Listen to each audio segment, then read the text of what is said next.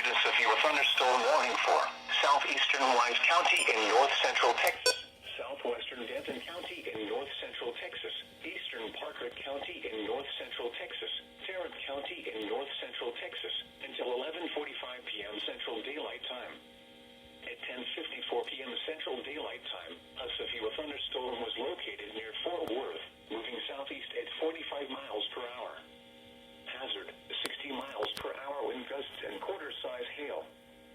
Source, radar indicated.